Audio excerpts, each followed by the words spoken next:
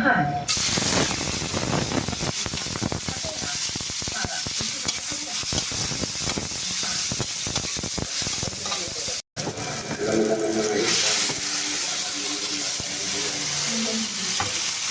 buwan lang sinanila ng ambulansya ni Noel.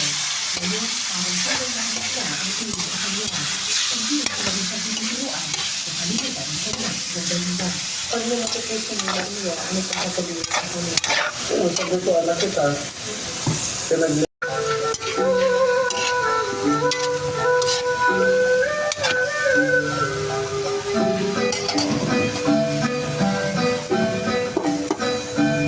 Kasi tayo ko yung bukong namin.